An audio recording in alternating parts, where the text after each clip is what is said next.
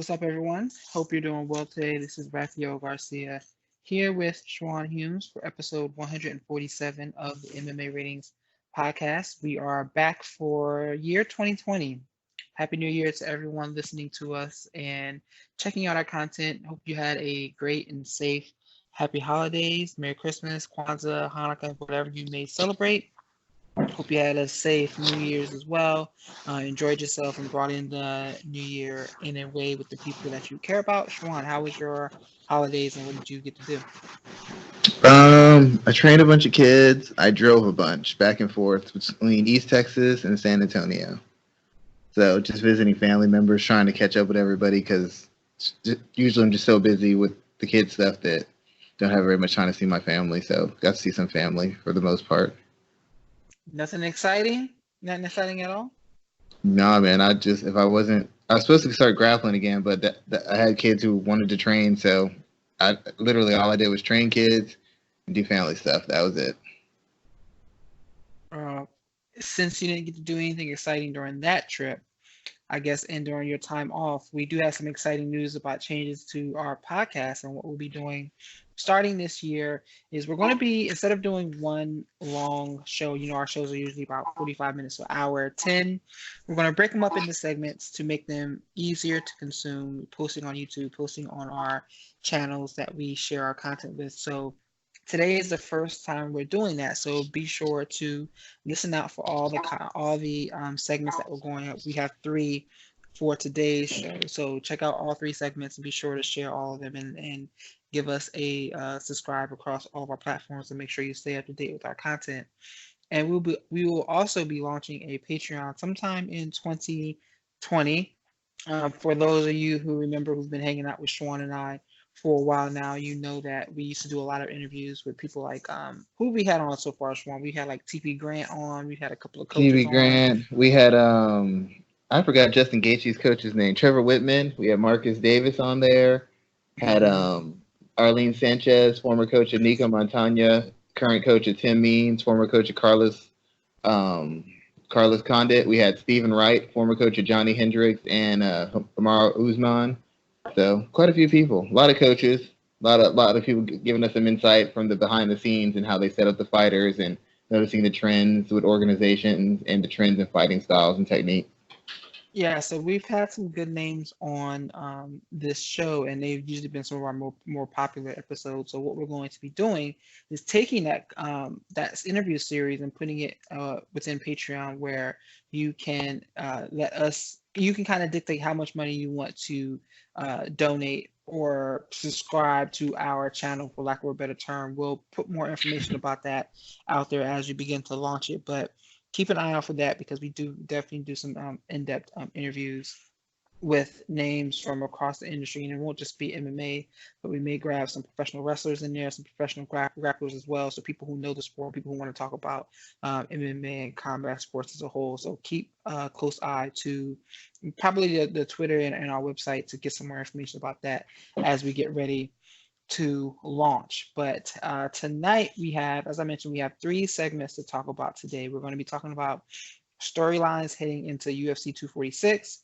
We're going to be talking about news from around the MMA industry and also looking back to 2019 and giving you some thoughts on some of the high points of the year. So the first segment, round one, we're going to be talking about storylines heading into UFC 246. And when we talk about UFC 246, which is next weekend on January 18th, only thing we're really talking about there is Conor McGregor versus Donald Cerrone, because if you look at that card, nothing else really matters. The only other name value really on that card is Anthony Pettis, who's fighting in the co-main event. So anyone who's going to be talking about UFC 246 is going to be talking about the main event, McGregor versus Cerrone. There's quite a lot to talk about there. So Schwann and I are going to dive into that first. And the first thing I wanted to talk about here was the idea that Donald Cerrone is being looked at as a perfect matchup for McGregor. Now, I wrote about this last week. I believe that's when the post went up, because there's been kind of some conspiracy theories per se, and Donald Cerrone actually had to address this, make a public statement that that there's a potential that he's been paid to quote unquote take a dive, and he addressed that, saying that it's an insult that he'd never be one to take a dive, et cetera, et cetera. But what people need to understand is that while Cerrone may not be looked at as someone who would ever take a dive in a professional fight like that, not alone if you look at the ramifications of if someone did that, you also have to know that this is a perfect style matchup for Conor McGregor, which is different than saying so and so is fixing said fight. So, Schwann, let's start there. Let's talk about that. Let's talk about this style matchup and why Cerrone is such a perfect opponent for McGregor at this point in time in both of their careers. I will jump right into that. But just to do the card justice, it's not a big name card with a lot of big male fights, but there are a lot of big WMMA fights that will be occurring on this card. Not saying we're addressing them, but just to make sure the women get their love. You're 100% right. I'm 100% wrong about that. I forgot about the Macy Barber, Roxanne Modafferi fight. I forgot about the Claudia Pennington and Alexa Grasso. Yeah, I forgot about that fight. Home Pennington. So I was wrong. There are some big women's fight on this card, and Sabina Mazo, she's also on it too. So yeah, maybe we'll talk about those fights when we do our preview next week. I just want to make sure because you come out and say it's a weak card and they have a bunch of big female fights. You're setting yourself up for something on Twitter. You're right. Well, we will definitely do some in-depth previews of those next week. I actually totally forgot about that. So yeah, we'll cover all. I'm actually writing a piece about Macy Barber for this week as well too. So we'll keep a close eye on all of those. So yeah, you're right. Okay, now back to the fight at hand. I see why some people say Conor. They say Donald might take a dive for it, but the fact of the matter is that's the most insulting thing you could say to a fighter. And what they're mistaking for a dive, or what they're thinking could be a dive, is really, like you said, it's just a matchup that, on paper, based on what we know of both fighters, favors Conor McGregor winning in a very dynamic fashion. Not because Cowboy Cerrone isn't a good fighter, he's still top 10, top 15-ish type fighter. And the fact of the matter is the only two guys he's lost to are the number 2 and the number 3 guy in the division. So one of those guys, it was a very competitive fight that the ref had to stop. The other guy, he just got wiped out by. But the fact of the matter is, in his last 2 fights, he's 2-2. And the only guys he's lost to are the top 2 or 3 guys in the division. So those losses aren't like normal losses. That's not like losing to Nate Diaz. It's not like losing to Anthony Pettis. These are guys who were considered elite in their division. And in the case of Tony Ferguson, he's a guy who hasn't lost in 2 years, 2-3 years possibly. And then Justin Gaethje hasn't lost in almost a year and a half and has pretty much knocked everybody out in the first round. So those losses aren't losses that reflect badly on his skill set or reflect badly on him as a fighter. But nonetheless, this is a favorable matchup for Conor McGregor because, once again, it is a stand-up fighter. Secondly, Cowboy Cerrone has never had the greatest chin, and now his recuperative abilities are a little bit faded. And thirdly, Cowboy Cerrone has always had issues with guys who attack the body, which is a staple of Conor McGregor's fight style. Those 3 things lead to what most people would say will be an easy fight for Conor McGregor. Now, I don't think it'll necessarily be easy, but I think it'll be a pretty spectacular win in his favor. The only factor that you play in on Donald's side is Donald is a great grappler. He's very good grappling, submissions, just controlling guys, working ground and pound from the ground. And that could be a threat to Conor. Conor has been tapped before. But once again, Conor hasn't been tapped by guys who can't grapple. Nate Diaz is still considered maybe not an elite grappler, but he's a very good grappler. He's finished a lot of very good, very well-schooled fighters. And in the case of Cowboy getting the fight to where he wants it to be on the ground, even though Conor didn't look great against Khabib, people have to admit, Khabib had a lot more trouble taking Conor down than they thought he would. Khabib had a lot more trouble getting a submission and even landing ground and pound than they thought he would. And Conor worked his way back to the feet more than a couple times. So we can't assume that Cowboys just can come out, take him down, and control him. If Khabib's having trouble controlling you and Khabib's having to go to chain takedowns together to get you down, that tells me that Cowboy Cerrone is going to also have troubles getting takedowns, much less getting in position to get the takedown. So it's not a fight that I would think a dive would be present. It's just a fight that matches up so favorably for Conor that a lot of people are going already to, oh, it's a dive. He's been paid off. He's not being paid off. He's getting paid a lot of money for this fight. Cowboy's a very proud guy. It's just a bad stylistic matchup. Not when he can't win, but when that he has a very slim margin of error for to win. So let's go from there, because I want to talk about a few things that you mentioned there. So what I've actually been thinking about first before we dive into that is let's talk about how these two guys start fights, because you see a lot of people talking about this fight will end in the first round. And we know that Donald Cerrone is a habitual slow starter. You saw when Robbie Lawler fought him, he jumped on him right out the gate and tried to get him out there. He didn't, but that first round played a big part in him getting that victory there. We saw Raphael dos Anjos. Raphael dos Anjos jumped on him from the very start. So did Anthony Pettis. Is this a fight here where we can expect to see Conor McGregor to be more aggressive? Because he's not aggressive in that way that he tries to overwhelm people. If you look at what he did to Jose Aldo, what he did to Eddie Alvarez, what he's done to other fighters, is he lets you overextend yourself so he can pick you apart from there. If Donald Cerrone isn't going to start quickly, who does that play more of a favor to? Is it more of a favor for McGregor or more of a favor for Donald? Well, the thing about it is, you're right. Conor doesn't really. He tries to march guys down, but in marching guys down, like Nate Diaz comes out throwing a lot of volume. Raphael dos Anjos throws a lot of volume, generates a lot of pressure. Conor McGregor uses a longer stance, uses his long weapons, his jab, his reach to kind of feel the distance, and he slowly begins to walk you down. He kind of moves in and out. He's not a guy who just jumps on you. The thing that where Conor is a fast starter is you give him an opening, he will take full advantage of it. But he's not just going to come and walk it, put all sorts of pressure on you, just get in your face right away. He's not a guy who just comes out there throwing a bunch of volume or spinning kicks. He gets out there, he aggressively comes, but he comes with deliberate aggression. So in the fact that he's going to be kind of finding his rhythm and finding his spacing, and the fact that he hasn't fought in a while, that might give Donald Cowboy Cerrone just enough time to kind of acclimate himself and get through the round safely. The only problem is Conor is known for being a very sharp counterpuncher. So it's very likely he could do something similar to what Justin Gaethje did, which is land a quick shot, put him away, and that's it.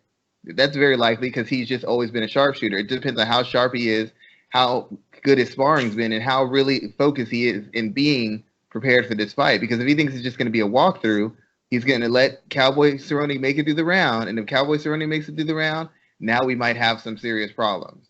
If he can get his feet underneath him and make it through the round.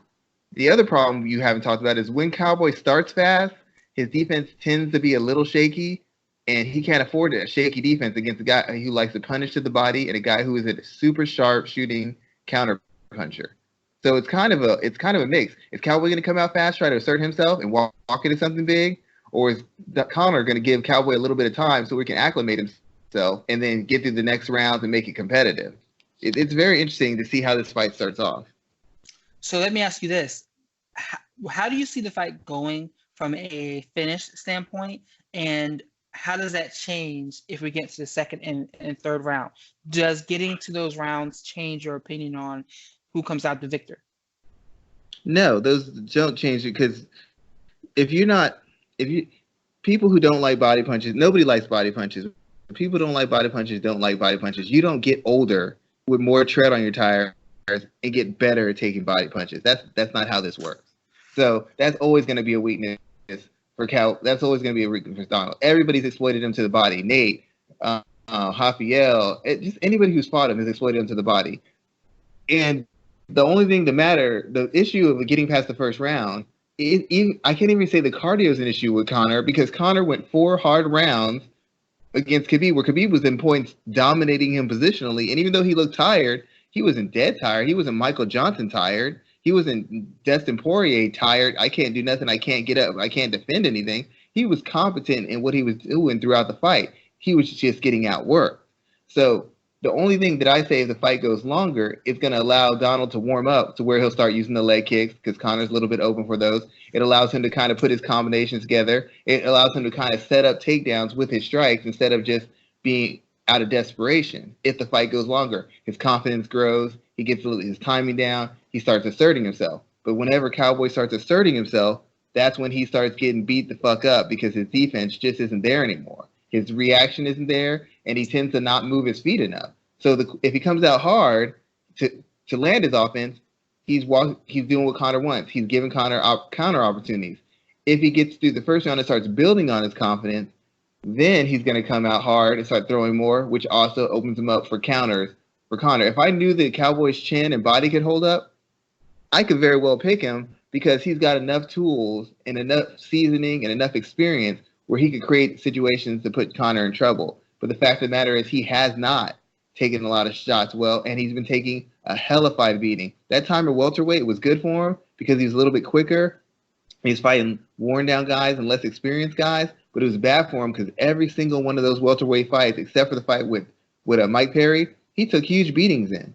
So he's kind of had the world class beaten out of him, and whatever durability he's had isn't there anymore. If Conor doesn't ice him quickly, it's more about Conor's timing and not landing the right shots more than it is about Cowboy's chin, because Cowboy took punishment from Rick Story, he took it from Jorge Masvidal, he took it from Matt Brown, he took it from Alex Hernandez, he took it from Tony Ferguson, he took it from Justin Gaethje. In the last 6-7 fights, he's taken tremendous beatings, and he was never that durable to begin with.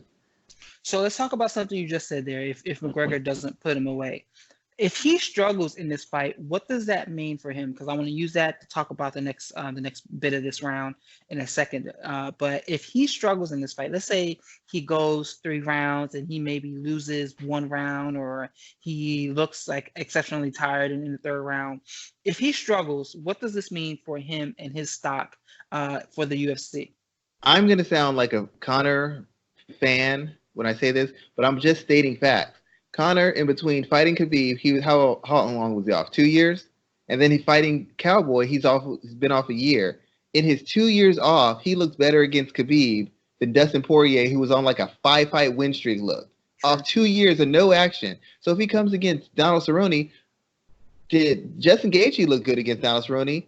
But in the first round and a half of Cerrone versus Ferguson was taking as much as he was given. It was his chin and his volume and his durability that allowed him to start to overwhelm Cowboy Cerrone. But at no point was he just handling him. He was taking as much abuse as he was giving him.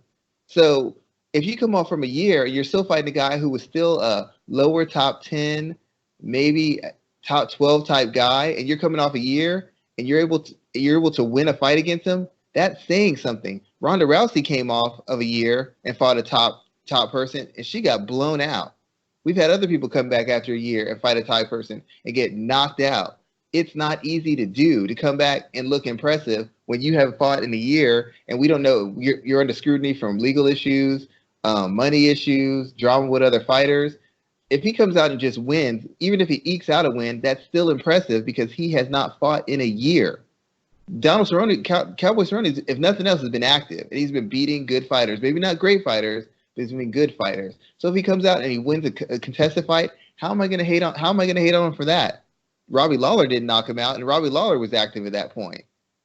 Tony Ferguson didn't really knock him out, and Tony Ferguson was active. Tony Ferguson had problems. The only person who walked through him was Justin Gaethje. Everybody else either lost or had to go to war with him. Jorge Masvidal didn't knock him out easy. So for a guy coming off a year and a half break to come in and fight a lower top 10 guy and beat him, that's impressive. Now his name is going to say that's not impressive, but I guarantee you take Khabib out of the ring for a year and have him come in and fight a top guy, he won't look as dominant either. Nobody would. So based off of McGregor potentially not looking dominant, let's say he doesn't, and it's, he go either way. He can go out there. I know where you're going with this, and we've had this discussion. I don't think Conor should jump into a title fight or a big fight next. His advantage when he first came up, was he fought often. He fought a ton. He was always in shape. He was always sharp. He was always fighting a high level of opposition. Even the guys we knew he would beat were lower top 10, mid top 10 guys. He needs to fight. If I'm him, I fight. Maybe I fight Cowboy. Then maybe if he wants to go to 55, fight like a Paul Felder. Whoever wins from Paul Felder or Dan Hooker, whoever wins that, fight that guy. Or fight if Anthony Pettis wins his fight, fight that guy. Fight somebody else so your timing is down, so your skills are sharp, so your conditioning is there, and you're prepared to take that next leap to a higher level. You can't just go from one fight, even especially if it's an easy fight. You can't just go from that fight right into a title fight. That's disaster. Even fighting Jorge Masvidal right after, it's disaster. Fight somebody else, get your timing, get sharp, get ready, go to the next page. Maybe fight a Wonder Boy. I think he could beat Wonder Boy. Wonder Boy is a winnable fight for him, in my opinion. Fight somebody else to get another camp underneath your belt, figure out what you did right, what you did wrong, get a chance to review, be razor sharp, come off a win, and then go for the big fight. I mean, clearly Conor is still an elite guy because even though he was dominated by Khabib, he won a round. He wasn't easily. Khabib had a lot more trouble with him than he had with anybody else. So he's clearly not far off of elite. He beats Cowboy Cerrone. Maybe he's not the peak of the mountain, but he's close because Cowboy is still giving guys work. But you don't just go take these huge steps. He needs to, I say, take another 2 fights, then go for the title, or take 2 fights and then take a Masvidal. You've already got money. You're going to make money with anybody. You need to get reps in. You need to get sharp. You need to face live bullets in real time. So there's been 4 names so far, I want to say, that have been bounced around as potential McGregor opponents. Obviously, you have Khabib, you have Masvidal, you have Usman, you have Justin Gaethje. Me personally, I think 3 of those fights he loses. The Justin Gaethje one is probably the most probable that he wins, or the most likely that he wins out of that group. If you had to select, because he's going to fight one of those 4 guys next. Who do you put him, unless if Tony Ferguson defeats Khabib? Where do you put him next? Who are my options? You have the winner of Khabib Tony, you have Kamaru Usman, you have Jorge Masvidal, and you have Justin Gaethje. Gaethje. That's what I would go. I would go for Gaethje. Gaethje not only is Gaethje's been talking trash the whole time, so you have a build-up. He's basically called you out not just as a man, as a father and a fighter. Secondly, as good as Gaethje is, because Gaethje's defense isn't as terrible as people make it out, his offense isn't all chaos and nonsense. There's a science to it. I wrote an article years ago. It still rings true. The fact of the matter is, Gaethje is the kind of guy who, when you put rubber to the road, is going to engage. I don't care how technical he starts out. I understand he's going to be more technical. But when you put the rubber to the road and you crack him, Gaethje is not going to allow that to go unpunished. He's going to put himself in a position to get whacked, to get stopped. It's the most exciting fight. It's also a high-level fight, and it's also a fight that gives him a good chance of beating an elite guy. Because Gaethje can wrestle, but Gaethje shies away from wrestling, and he said it himself. He's afraid of getting tired. He's not sure if he wants to get in those extended exchanges.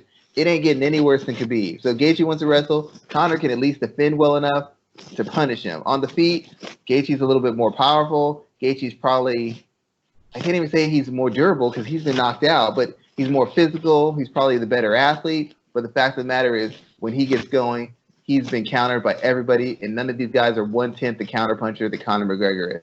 If I'm Conor McGregor, I ask for Gaethje or ask for Poirier next. Best 2 options. If I can't get one of those and I stay at welterweight, if Anthony Pettis wins his next fight, have Anthony Pettis move back up, I'm fighting him next. He needs to get rounds in. He needs to get resistance in. That's the only way for him to get to the point he is. I'm not saying he can't win it if he skips steps, but his best shot is being active and being razor sharp. That was the secret between him winning all the time. Jose Aldo had been injured, not taking fights. Conor kept fighting. And then all of a sudden he pulled it off. Same thing when Anthony Joshua lost to Ruiz. Ruiz was coming off a fight. He was razor sharp, super in good shape, totally ready for the moment. That's why he won. When he didn't have all that work in his favor, he lost. And when Conor didn't have that work in his favor, he lost. That's the secret to his success. Being sharp, being on edge, having something that's motivating him, whether it's fear or desire or wanting to be the best. That's what separates him. Had he not lost to Nate Diaz, Eddie Alvarez would have beat him. But losing to Nate Diaz put him back on guard. Made him razor sharp. I need to be on it to win these fights. He can't skip steps. He needs to take the long road to the title. Okay. All right. I agree with you there, but we know he won't. We know that that's not going to be the case. We know he's going to jump right to the top of the line, whether that makes sense or not. I'm interested in seeing what the UFC does with him next. I'm interested in seeing how other fighters may push back against that idea. I'm interested. They always push back until they get the check, until their name is called. Everybody, I don't want Conor moving ahead. Oh, you've been picked by him. Well, I'm gonna shut his Irish mouth. No, if you really have dignity and you're gonna make that stand, it's the same thing I said about Macy Barber. Well, Paige Van Zandt, she's a fraud. She's not a real fighter. Then why are you calling her out then? If if he's an Irish chicken, why are you calling the chicken out? Call the champion out. Call the top number 2 ranked fighter out. Why are you calling out the part-time fighter? How brave of you is that? You say he's a fraud. You say it's an act. Why are you calling him out? Because you want to get paid like everybody else. You think we don't see it, but we do. And if nobody else sees it, I'm calling it out every time. You want the money? Just be honest about it. Stop lying. This isn't a blood sport. This isn't about honor. It's about getting paid. And the sooner you're honest about it, the easier our relationship's going to be. That's very true there, sir. Do me a favor. Your mic is rubbing up against your clothes, so move it a little bit, adjust it a little bit for me there. Yeah, got it. The last question we have about McGregor and Cerrone in the UFC 246 fight camp. I want to get your thoughts on John Kavanagh's comment about McGregor knowing more about fighting than anyone in the camp. I've been listening to a couple of different responses. You know, people on Twitter have been saying what they want to say. There's been a couple of different podcasts talking about this. And the idea of whether or not McGregor is running his own camp and how well that works. The first two, there's probably 3 examples that hop out or that jump off the page to me of fighters that have run their own camp and have struggled to find success. Maybe 4. Tito Ortiz used to run his own camp in Big Bear. Brock Lesnar used to run his own camp. Paige Van Zandt did when she left Team Alpha Male. And Josh Koscheck when he left AKA. All 4 of them started suffering defeats after they started doing their own thing with their own camps. They all had marginal success from there. Do you believe, looking at what they have going on in SBG, SBG in the fight camp in Ireland that Kavanaugh runs, do you think that what he's saying is true, that McGregor is probably the person that knows the most about fighting? Or is this just more rhetoric to lead into the fight camp? Now, I have to ask you a question. Do you want me to be frank in my answer, or do you want me to just lie? When have we ever not done that? Okay. Well, then I will state up first stating, I don't believe anything these camps say. They're all liars. He looks his best. Oh, he's dominating world level wrestlers. Oh, he's knocking out world-class boxers. That's what they always say every camp. They're all lying. Fighters say that Macy Barber's gotten so much better. That's funny. She looked the same as she did in her last fight to me. Aspen Ladd's been refining her skills. That's funny. She looked just as bad as she looked before to me. They always say that stuff. Very rarely is it true. Secondly, and I'm only going to speak from my experience, and everybody always gets on me because you're always bragging, Schwann, you're saying this. I'm providing context because some of y'all are just not just fans. I respect you. But some of y'all have never dealt with world-class camps before. Some of y'all have never worked with world-class fighters. I happen to have done so. So I can speak on this from a legitimate point. Some of these camps are idiots. Point blank idiots. And some of these fighters are worse. They're not students of the game. They don't know what they're doing. They only know what their camp tells them. And 90% of their time, their camp is either A, lying, or B, speaking from a position of strength, which is an ineffective way to coach a fighter. You don't say this guy can't handle my power, this guy can't handle my wrestling, because if that guy does, and your whole plan is based on you dominating these areas and you can't dominate, your whole plan falls apart. And that's what 98% of these camps do. They don't know what they're doing. They're just going off their prior experience and what they think they know. Trust me, if you saw some of the stuff that these guys come up with game plans, you would say, oh my God, this guy really, a paid trainer told this person to do this. Yes, he told him not to jab. A paid trainer told a fighter, a jab is worthless, don't use it. That's what you're getting paid, and you're paying for hotel rooms for. Some of these guys don't know what they're doing. And it's like the guys Israel Adesanya's camp said. These guys get by on their fighter's skill set and their fighter's physical skill set. They don't actually come up with game plans. They don't actually know what they're doing. They just have the better athlete or the more skilled athlete, and that's what carries them to the win. None of the actual training they've done actually comes into the fight, because the minute they don't have the better athlete or the better skill fighter, all of a sudden their guy starts losing. And if you really are coaching up a guy, you can beat your equal or you can beat your superior on a given day because you have a better approach to the fight and you have more answers to the circumstances and questions that are posed in a fight. So, one, I don't think Kavanaugh's being honest. I think he's building up Conor's ego, and part of being a trainer or a coach is feeding the fighter's ego, making them feel invincible, making them feel smarter than everybody else. But also, a lot of these camps are not particularly great. They just aren't. and I'm not saying everybody, I'm not saying most, I'm not talking about any camp in particular. I'm just talking about my personal experience. I've seen some of the stuff they're coming up with, and I'm like, dude, have you never seen this fighter fight before? This is your game plan? Have you never seen them fight before? No, this is what we're going with. Okay, well, tomorrow when you call me and apologize, I'm not even gonna rub it in your face. Well, I'm not calling you tomorrow. Ring, ring, ring. Hey, yeah, you called that right. How did you know? Because I watch film. Don't you? No. Why do I need to watch film for? You don't even watch film? Excuse me? What?